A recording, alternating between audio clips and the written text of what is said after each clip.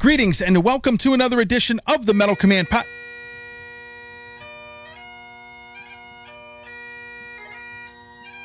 Do you all hear that? Why are there bagpipes playing in the background? I almost feel like somebody is trying to remind me of something. Something I might have forgotten. Well, let me grab my phone. August 30th. Oh, shit! A new Gravedigger album came out 4 days ago.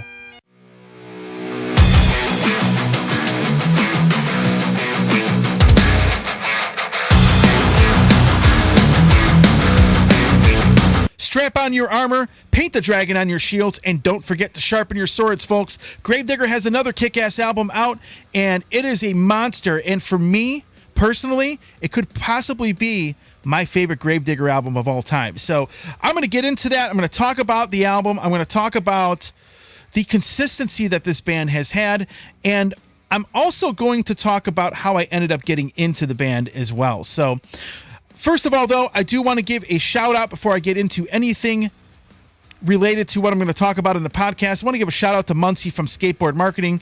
I've known Muncie for almost 25 years. I've worked with him for that long as I've done this show. And I'm going to be honest with you. He got me the promo of the album.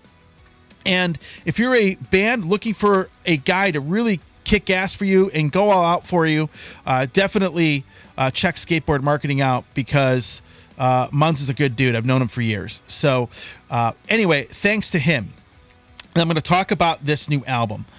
First of all, it is a concept album very similar to the concept of Knights of the Cross. So right away, when I heard the first song on YouTube, I saw the video and I saw the concept behind it, I was like, man, cool, we're going back to the Crusades, because, you know, Knights of the Cross was the first album that ever aired on my show. In fact, I started my show when Knights of the Cross came out, so it was a nice homage to go back to that sort of concept, which was, you know, to me, it really resonates with me, because Knights of the Cross is easily in my top 5 albums as far as Gravedigger is concerned. And, you know, to be honest with you, the last album, Fields of Blood, that came out in 2020, was another album that really had an impact on me. And I thought that was an improvement over the previous couple of releases. Now, the thing is about Gravedigger, if you like anything they've done in the past, they've been probably one of the most consistent bands in the last 30 years, and I'm going to talk about that in a little bit. If you like their past stuff, you're going to like this record. But one of the reasons that I think this album is so great is the fact, I don't know what it is, but a lot of the guitar playing from Axl Ritt on this, to me, is some of the best stuff he's ever written and recorded. And just in general, I mean, I like Axl. I think he's a great player. I even listened to his previous band, Domain. I used to listen to that band quite a bit. But there's something about this album. Not only do I love the concept, going back to the Crusades, which is something they did on Knights of the Cross, but I absolutely love a lot of the instrumental portions of these songs. I mean, you know, you're definitely going to get some great stuff out of Chris. You know, the vocal layering, the epic choruses. I mean, this is something this band has done, and they didn't change their sound at all, because obviously, you know, they've been consistent. But, you know, over the course of time, they have really, how shall I put it? They've pretty much remained consistent for me. So some albums you like a little bit better, some you don't like as much, but they've always been in that level playing field. But with Fields of Blood, they kind of went up here, and on this new album, they kind of went up here. So if you're a Gravedigger fan, as I've said before, this, you know, at the bare minimum, you're going to like the album. But for me and my own personal preferences, as far as their albums are concerned, I have to say this is one of my favorite ones they've ever done, and it could possibly be my favorite one they've ever done. And it's really difficult for me to say that, because I've liked every album they've put out since 1992, since The Reaper and Symphony of Death. But this album is phenomenal. So I'm going to go into something else too. when it comes to the consistency of this band. You know, every band that you see out there always has a few core members, or that one core member that, you know, basically if you listen to the band, you pretty much know who runs things, right? I mean, you know the guy that is bringing in the musicians, bringing in the personnel, whatever. And Chris has been that guy in Gravedigger. In fact, one of the great things that he has always done was he always surrounded himself with really pretty amazing musicians. Now, Gravedigger for me has a couple different eras. You got the old school era from Noise Records, and then you have the second era of the band, you know, from the early 90s. And that stuff is what I heard first. And actually, I hate to say this about the Noise Record stuff, I don't like it anywhere close to as much as, say, the new stuff from 1992 and onward. You know, from like the Reaper and Symphony of Death onward. Part of that's the production, and I think when they ended up they did an album not long ago, you know, a few years back, where they re-recorded a bunch of those old songs. That album of the re-recordings, I think, was amazing. But you know, it's old school 80s metal. It's okay, but really, for me, Gravedigger, really found themselves, in my opinion, in the early 90s, starting with the Reaper, you know, Heart of Darkness, Tunes of War, Symphony of Death.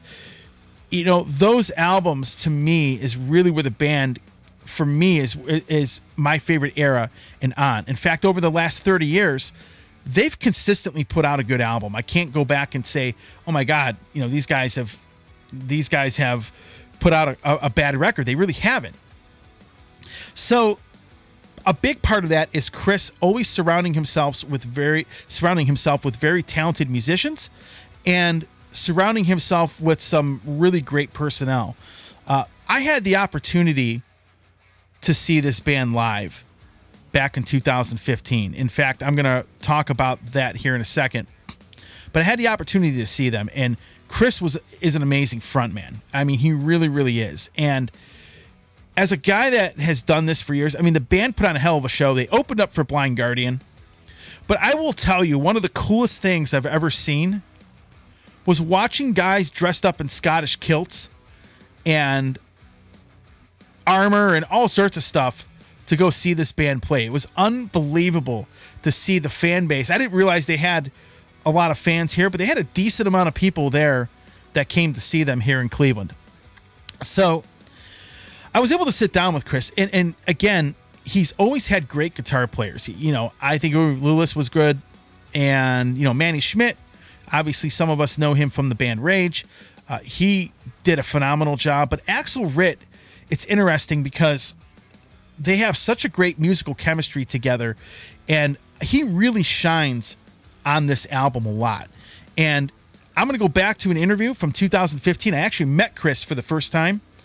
And I said, hey, you know, you guys have some good chemistry together. I really like what he's done. And I talked to Chris about Axel Ritt, and I was asking him, hey, you know, how did you end up working with him? And, you know, what's it like working with him? So with that said, I'm going to play you the interview segment right now where Chris talks about that right now. This is from 2015 here in Cleveland at the House of Blues on a tour bus, hanging out with Chris Bolton. And here you go. The funny thing is that Axel and I have a good relationship since more than 25 years. We know each other, but he never came to my mind when I'm searching a new guitar player. Mm-hmm. And when Money left the band, I said to myself, I was in Greece at that time, and I said, hey, why? Because you have booked a couple of shows, and I said, hey, why not calling Axel for a first replacement to play the shows with us together? And then things came to another thing, and then he was a member in the band, and he's a very good musician. I got a very nice guy, and I love to work with him, and he's really creative, and he's doing everything for the band, and that's a really good thing. And that's Chris talking about Axel Ritt when we sat at a tour bus together and we did an interview. So that was back in 2015. Now I'm going to go into my whole story of how I ended up getting into this band, because it's kind of a story that's pretty consistent with with what had happened with what a lot of people had to deal with back in the late 90s. Now remember, I'm going to say that I ended up getting into Halloween. I'm sorry, I ended up getting into Gravedigger because of a member of Halloween, and actually it was Marcus Grauskopf, the bass player. So one day I was talking to him on the phone, and it was right around the time I first met those guys, and I go, hey, are there any other really cool bands that, any really cool German heavy metal bands that, I'm not talking about Scorpions or Accept because I already know them, but any cool bands out there that I should check out? And like literally without thinking, Marcus like, yeah, you should check out Gravedigger. I go, really? And I'd never heard of the band before. So you got to remember, back then, there were no audio files where I could just go and really listen to the band. Now, you did have real audio, which was this format that sounded terrible, but there wasn't anything on the internet back then. Everybody was on dial-up. You didn't really have, like right now you can go to YouTube or Spotify or iTunes or wherever and listen to music, like on demand. You couldn't do that back then. So what you had to do, if you really wanted to check a band out, you had to go by recommendations, and that is largely what I had to go by early on. And I said, well, that's really cool. So is there a specific album? And I think he had mentioned Tunes of War. I think that's an album he might have mentioned to me. I don't remember, but I went to a local HMV music store, which we had around here. And I used to go there once a week to browse through the import section. Like, hey, can I go and let me go and check out anything cool in here. And I don't know what it was, but I happened to notice it was like the day after I talked to Marcus, there were Gravedigger albums in the import section. You had, there was Tunes of War, Heart of Darkness, Symphony of Death, and The Reaper. And these were all out on a label called Gun Records back then. So I was like, I'm like, this is cool. Well, here's the thing about it. Back then, CDs that were imported were pretty expensive. You're going back to 1998 now. To get a copy of Tunes of War, it was like $25. It's like $20, $25, which was a lot. Which really, $25 back then was a lot more money than it is now. It was worth a lot more. So here's me, this kid, who I was working in a hotel. It was my first job. I was in college. I just had started the radio show. Or I was about to start the radio show. I hadn't started it yet. And I thought to myself, well, I'm going to buy one of these CDs. And then I kept thinking, because you didn't have Amazon.com, at least the way it is now, we could just go buy any album you want. You kind of had to buy, if it was in a music store, if you didn't buy it, you really probably didn't get it, right? You weren't going to be getting the album, or you had to go through some mail order place and wait like 2 months to get it. So I'm looking at these albums. They're like $20, $25 a piece. And yeah, I think Symphony of Death was, because it was an EP, it was a special low price of $15. I remember that.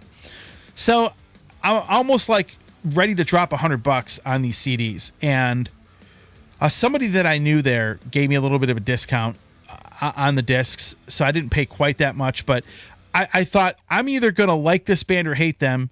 And if I buy one CD, I'm going to take it home, and then I'm going to want to go get the other ones, and with my luck, they'll be gone. So I took the risk of saying, you know what? I hope I like this band, and I bought all 4 of the discs, bought all 4 CDs. So I went home and started listening to them. I started with Symphony of Death, and when the song House of Horrors came on, Song House of Horror, I thought to myself, you know what? I really love this band. And I liked all 4 of the albums, to be honest with you. Of those 4, to be honest, I liked Tunes of War probably the best, because it was probably the most refined out of all the records that I bought. But then the album that really ended up really helped get me into the band, and this is another reason why I love the fact that they went with the Crusader concept on this new album, Symbol of Eternity.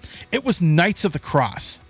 Because right after I heard all 4 of these albums, a guy I used to do mail order with, named Neil Maeda, I believe was his name. If for those that don't know, he had the mail order place called Altamira.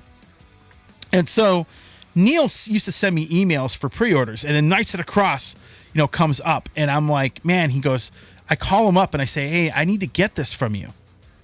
And so Neil said, okay. He goes, I'm going to get copies in next week. Get one now because I'm not going to get any extra. So I order it, I get it. And that was the album that really solidified Gravedigger as one of my favorite bands at that time and even through today. So I was able to, I started my show like literally a week after Knights of the Cross came out. I think I started my show, and the song Monks of War was actually on my first ever playlist. And then I was able to get Chris on the show. I had here's what's funny about back then too. You had to contact a record label in Germany because Gravedigger, they didn't have any like real US distribution.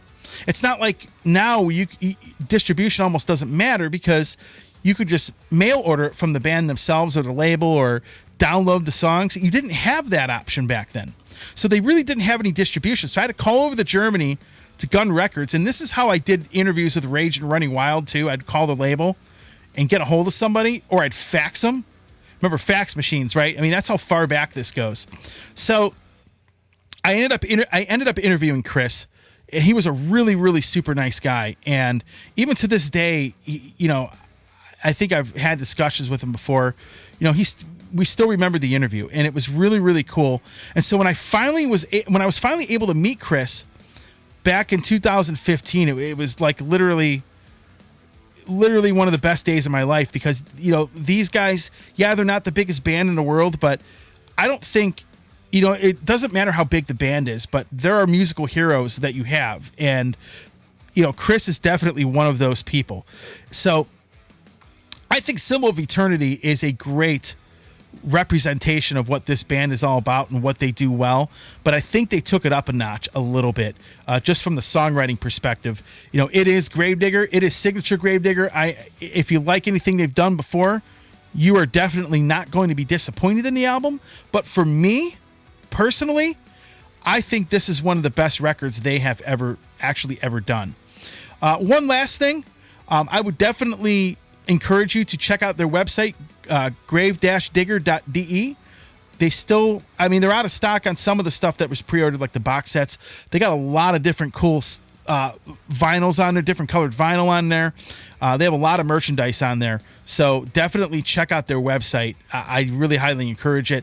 I mean, the band went all out for the pre-order and really went all out for the merchandising. Is fantastic, and props to them for doing that. A lot of really cool stuff on that site. So that's all I have for you, everybody. Hopefully I can get Chris on this show at some point to talk about the new album and maybe just talk about the band in general. But right now, go out and get it. Symbol of Eternity by Gravedigger.